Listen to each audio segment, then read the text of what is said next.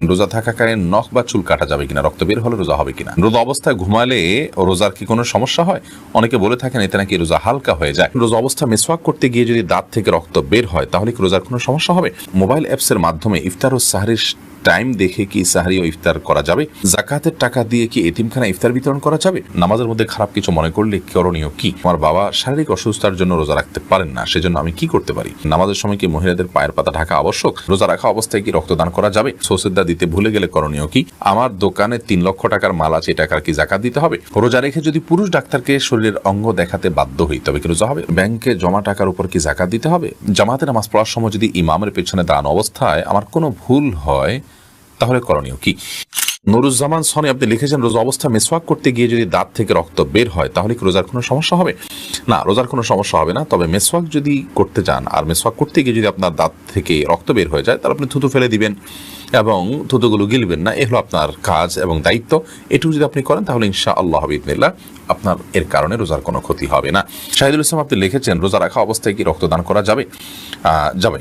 রোজা রাখা অবস্থা রক্তদান করার ফলে আপনি অসুস্থ হয়ে রোজা ভেঙে ফেলতে হতে পারে, এরকম পর্যায়ে যাওয়ার আশঙ্কা যদি না থাকে, নর্মালি যদি একজন স্বাভাবিক সুস্থ মানুষ থাকেন কোনো অসুবিধা নেই, তাতে রোজা রাখা অবস্থায় আপনি এটা করতে পারেন। শাহিন সুলতানা দরিশ এআইডি থেকে আপনি লিখেছেন, রোজা রেখে যদি পুরুষ ডাক্তারকে শরীরের অঙ্গ দেখাতে বাধ্য হই তবে কি রোজা হবে? রোজা হয়ে যাবে, এর সাথে রোজা না হওয়ার কোনো সম্পর্ক নেই। রোজা না হওয়ার সম্পর্ক সুনির্দিষ্ট কিছু কাজের সাথে, যদিও রোজা রেখে পাপের কাজ গুনাহের কাজ করা উচিত নয়। বিশেষভাবে অন্যান্য সময় যেটা উচিত নয় সেটা এটা আমি আরো গুরুত্বের সাথে মেনে চলা উচিত।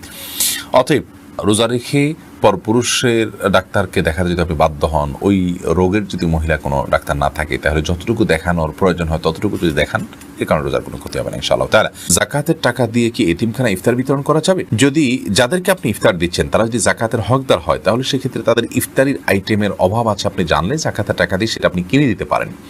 তাহলে অনেকগুলো বিষয় এখানে আছে। প্রথম হলো তারা জাকাতের হকদার কিনা, দ্বিতীয়ত হলো ইফতারের যে আইটেমগুলো কিনে দিচ্ছেন এগুলো তাদের নিড আছে কিনা, অর্থাৎ এগুলোর অভাব আছে কিনা, তাহলে সেক্ষেত্রে আপনি তাদেরকে সেটা কিনে দিতে পারেন। এর চাইতে জরুরি কোনো প্রয়োজন যদি তাদের থেকে থাকে তাহলে সেটা পূরণ করার চেষ্টা আপনাকে করতে হবে। এই জন্য জাকাত আদায়ের ক্ষেত্রে সবচেয়ে উত্তম এবং নিরাপদ পন্থা হলো নগদ টাকা দিয়ে দেওয়া, যাতে করে গরিব মানুষ তার প্রয়োজনটা পূরণ করতে পারেন।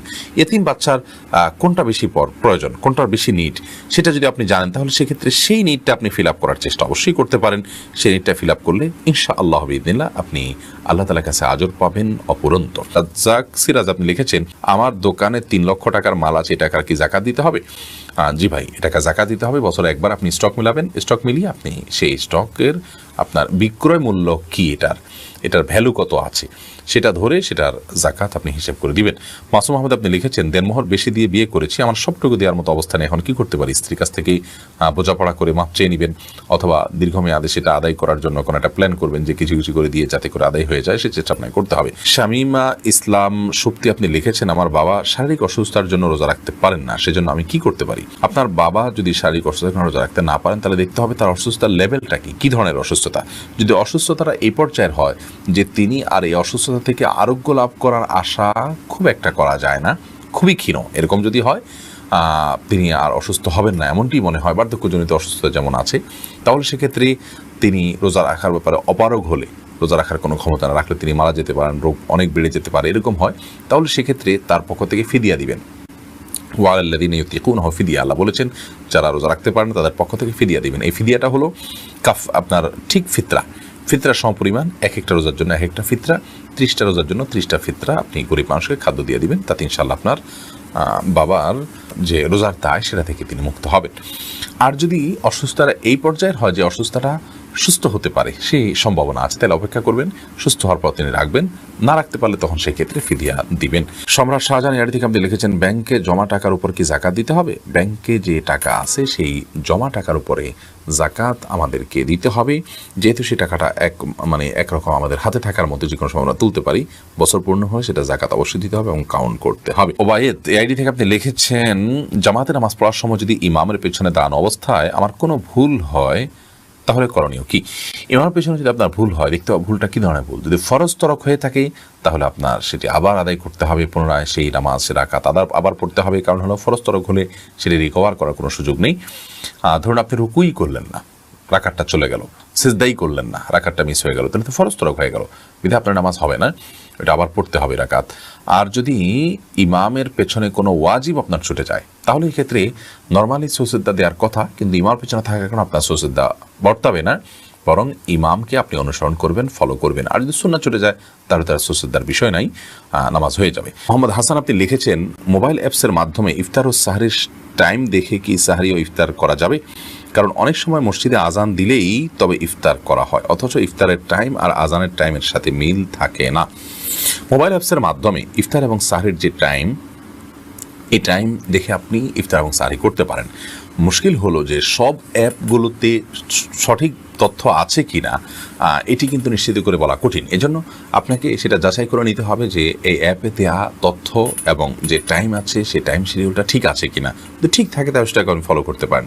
সূর্য ডুবে গেছে এটি নিশ্চিত হওয়ার পর ইফতার করতে আর কোনো বাধা নেই, আজান দিতে দেরি হোক অথবা না হোক। অতএব যেই অ্যাপ দেখে আপনি ইফতার করবেন অথবা সাহরি মেনটেন করবেন, সেই অ্যাপের টাইমটা ঠিক আছে কিনা আপনি কয়েকদিন চেক করলেই আপনি নিশ্চিত হতে পারবেন, তারপর আপনি সেটার উপর নির্ভর করতে পারেন, কোনো অসুবিধা নেই। হুমায়রা রহমান আপনি লিখেছেন, নামাজের সময় কি মহিলাদের পায়ের পাতা ঢাকা আবশ্যক? এ বিষয়ে মতপার্থক্য আছে যে পায়ের তলার অংশ ঢাকতে হবে কিনা সেটা মতপার্থক্য আছে, এবং টাকার নিচের অংশ ঢাকতে হবে কিনা এটার মতপার্থক্য আছে। অনেক লোক বলেছেন ঢাকতে হবে না, অনেকে বলেছেন ঢাকতে হবে। ঢাকাটাই নিরাপদ, তবে পায়ের তলাও ঢাকতে হবে এটি আবশ্যক অবশ্যই নয়। রেদওয়ানুল ইসলাম আপনি লিখেছেন, রোজা অবস্থায় ঘুমালে রোজার কি কোনো সমস্যা হয়? অনেকে বলে থাকেন এতে নাকি রোজা হালকা হয়ে যায়। না, এটা আমাদের নিজেদের ধারণা যে রোজা অবস্থায় ঘুমালে রোজা হালকা হয়ে যায়। রোজা হালকা হওয়ার কোনো অপশন নেই, বিশেষ করে ঘুমানোর মাধ্যমে রোজা হালকা হওয়ার কোনো সুযোগ নেই। তবে হ্যাঁ, আমাদের দিন এবং রাত রমাদানে প্রতিটা সময় গুরুত্বপূর্ণ, সেজন্য একেবারে অহেতুক অলস ঘুমিয়ে এবং শুয়ে শুয়ে কাটানো এটা রমাদান মাসের যে তাৎপর্য সেটার পরিপন্থী কাজ। সেই হিসাবে এই কাজটা অনুত্তম কাজ, ভালো কাজ নয়। কিন্তু কোনো কারণে ধরুন কেউ শুয়ে থাকতে হলো, তিনি রাতভর জেগেছেন, সেজন্য দিনে তিনি শুয়ে রয়েছেন, তাহলে এটার কারণে তার রোজার কোনো ক্ষতি হবে না এবং কোনো ফজিলতের কোনো ঘাটতি বা কমতি হবে না ইনশাআল্লাহ তাআলা। জাইনা আফরোজ আপনি লিখেছেন, নামাজের মধ্যে খারাপ কিছু মনে করলে করণীয় কি?